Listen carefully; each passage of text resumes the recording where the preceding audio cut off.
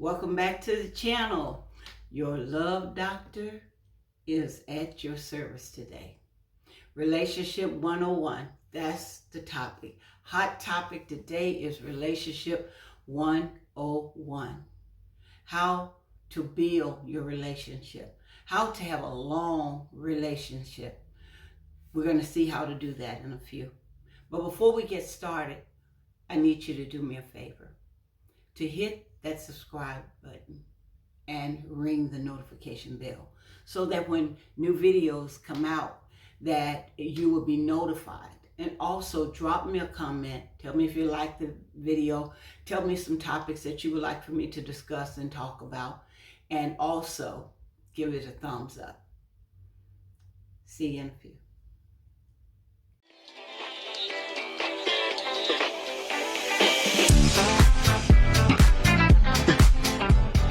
Hey everybody, welcome back to Relationship 101. How to fix my relationship. The first lesson that you learn on how to fix your relationship, it is this. Every relationship comes as is. It's a as is. You get it at as is value.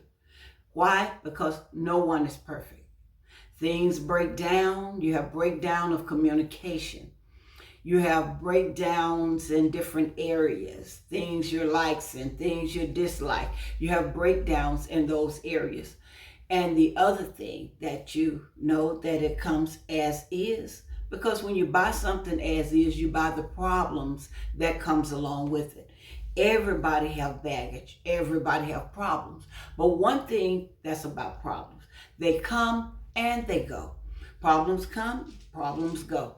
Winans used to say, trouble will come and trouble will go away. And when it's all said and done, it's going to be all right. Everything's going to turn out right if you do the right things. The questions you need to ask yourself, question number 1 and question number 2 is actually question number 1, and question number 2 is actually question number 1. But question number 1 that you need to ask yourself, is the relationship worth saving? If you come up with that answer, that the relationship is worth saving, then we can move on to question number 2. Because if it's worth saving, then all the work that you're putting in is wonderful. Most of the time people ask for first question they ask you, do you love each other? Do you love each other? It's not about love, because love is there trying to fix it. Love is there sitting there trying to figure it out. So you could love a person, but they're not worth saving, and the relationship not worth saving. It's long time gone. So it don't make any sense. So question number 2 would be, do you love them? Then if you love them, then you would do the necessary things. People say love is blind. Love isn't blind. Love have 2 good eyes. It have 20/20 vision, but it looks the other way. It says that love covers a multitude of faults. It chooses to look the other way. It chooses to cover it up. Say love endures all things, believe all things, hope all things. It endures all things. It never fails, because love keeps giving you chance after chance after chance. Love puts up with all of your imperfections. Everything that's imperfect about you, everything that's about you. Sometimes love even love the imperfections that you even have. It tends to love a lot of things about you. So love tends to cover it up and look the other way. The next question that you need to ask yourself, can you live with the person that you love? Because you love them don't mean you can live with them. Because you love them don't mean you could, the relationship is worth salvaging. Take it and salvage what you can. It may not be at that point, but if you can love them, if the relationship is worth saving, if you love them, and if you can live with them, nothing else matters. Then it's time for you to move to the next step. What matters the most to you? making a list of the things that matters the most to you. Don't be so nitpicky. Don't be nitpicky with the person. You just can't be nitpicky. The way you leave your shoes on the side of the bed, I don't appreciate that. No, that's too nitpicky. You could tell them about the shoes and you could figure the shoe thing out. Oh, he left a crumb, he left a spoon in the sink, so we got to break up because he keep leaving a cup when he should have just washed the cup. That'll work over a period of time. It'll get better.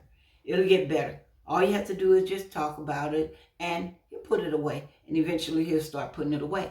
But if you're not putting away your cup, you need to make it a point to start putting things away for the relationship to work. Because you don't want to be irritating people. And you don't want to be irritating or irritate.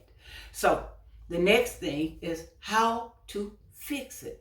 How to fix the relationship. The first mistake that people make on fixing a relationship, they start to fix the other person.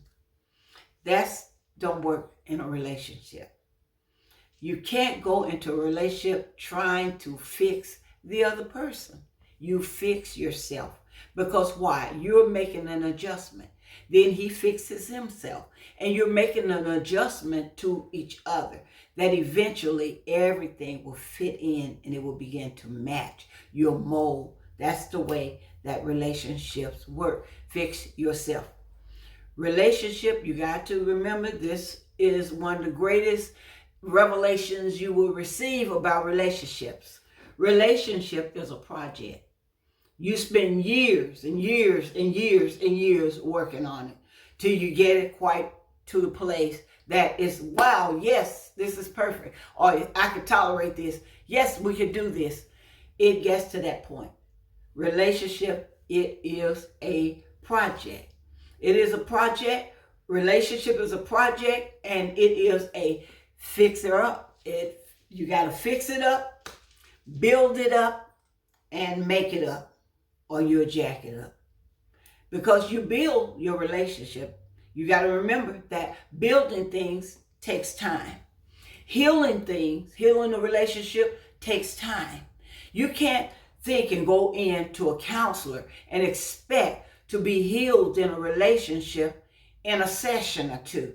Or when you go home, you want things to be changed. It takes time.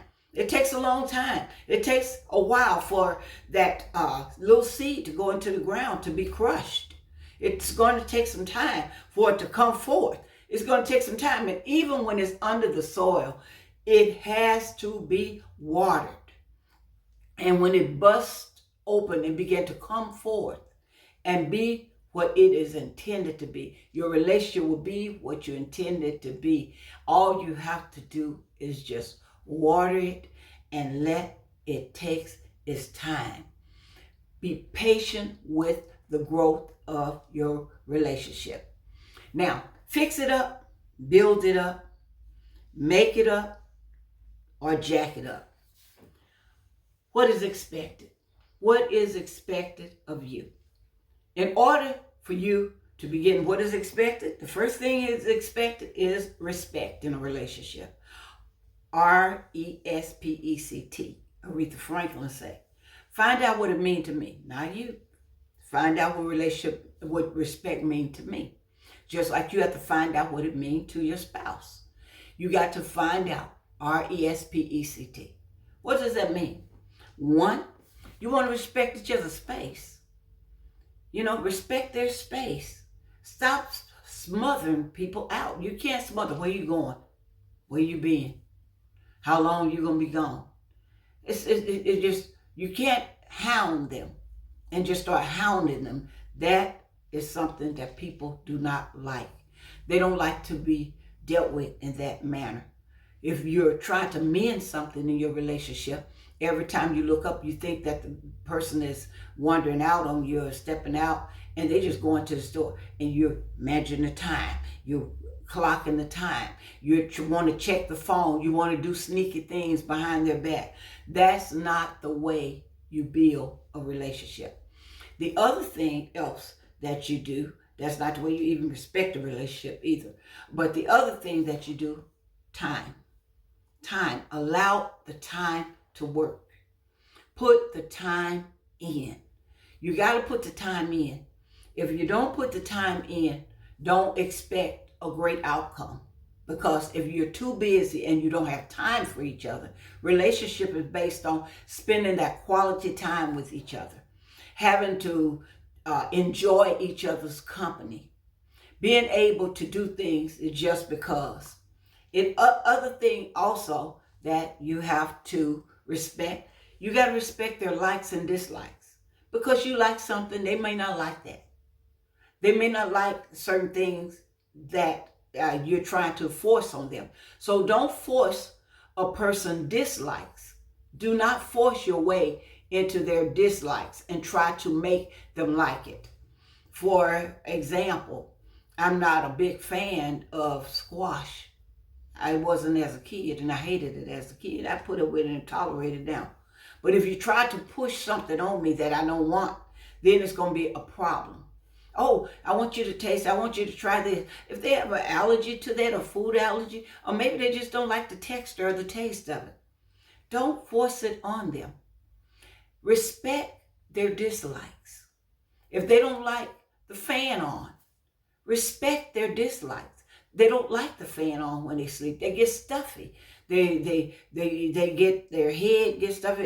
It messes with their sinus. But you say, well, I have to have the fan on. Well, you're going to have to figure out a compromise, because this is affecting the other person in a way that is going to be a health problem.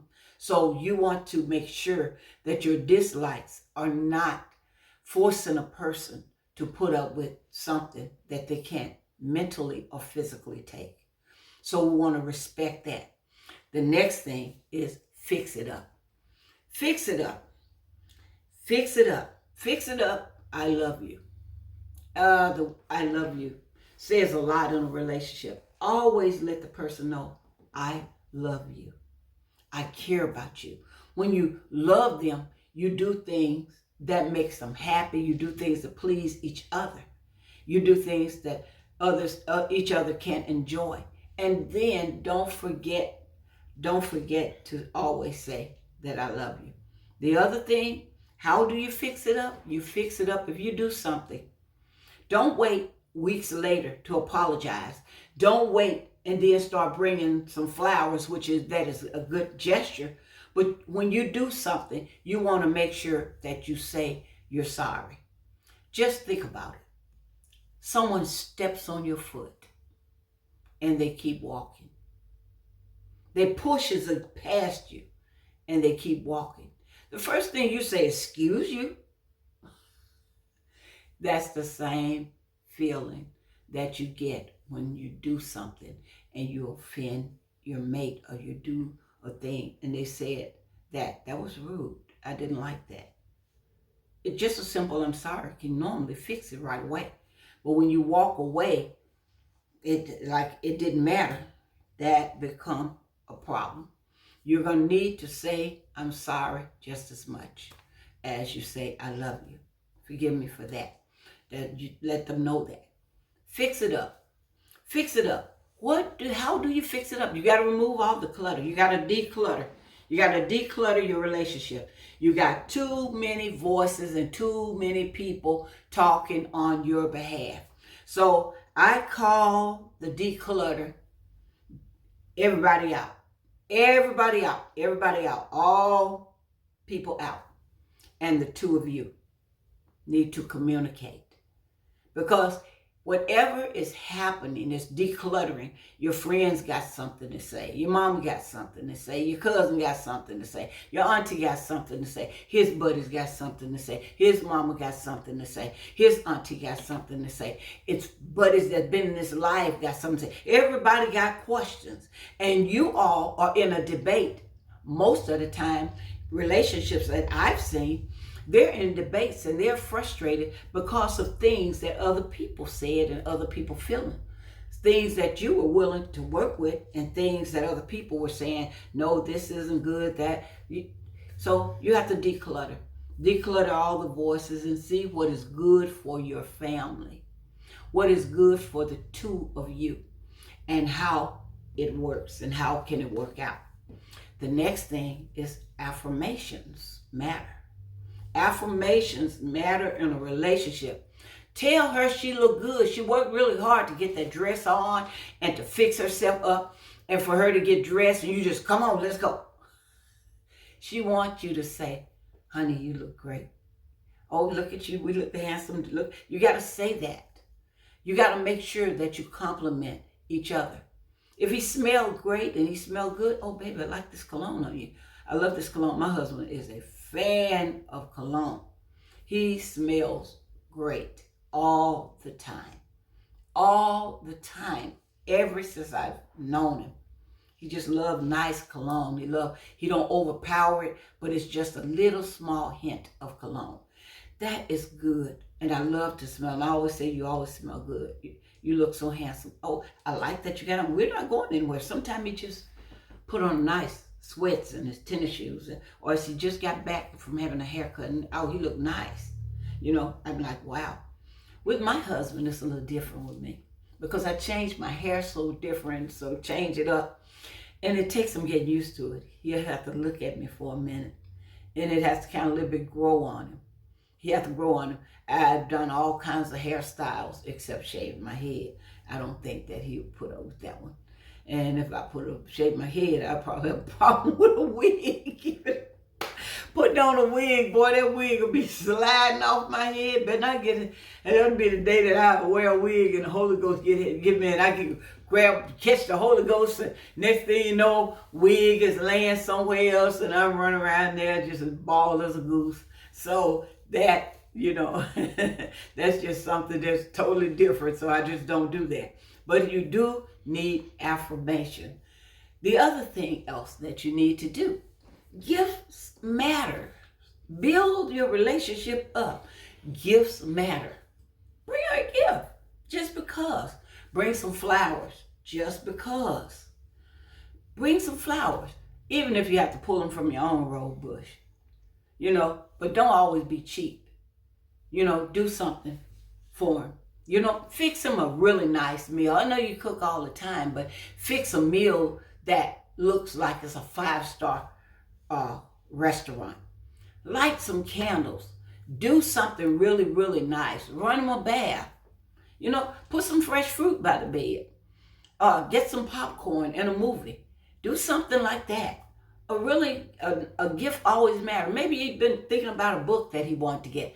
Order that book and let it come from Amazon. And when it gets there, have the book on the bed with a bow on it or a ribbon on it and present it. Give it a nice presentation because gifts matter. Now, there are a few gifts that's going to get you in trouble. And the gift that's going to get you in trouble, when you're missing and forgetting, don't forget these dates. Do not forget birthdays. Do not, whatever you do, do not forget the birthday. A lot of time, we're good at the birthday. It's the problem is with men, they forget the anniversary. And when they forget the anniversary, it's like a problem. A problem comes immediately. Forgot the anniversary. Forgot what day it is. Now, don't be, unrealistic with your expectation. We're not talking about, it's our 1-week anniversary. I already know what kind of relationship that is. This is our 1-month anniversary. This is our 1-day anniversary. After a while, you're going to become annoying. After a while, you're going to become smothering. Baby, guess what day it is? He's like, I don't know. He's like, what today? It's Wednesday? No. Guess what today is? You don't remember? You don't remember? And he's like, heck no, I don't remember. I don't remember what today is. And you over there trying to get, and now you're angry.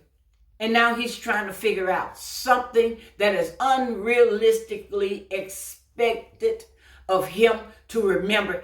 It's our 5-month anniversary. Well, anniversaries go like this, 1 year at a time.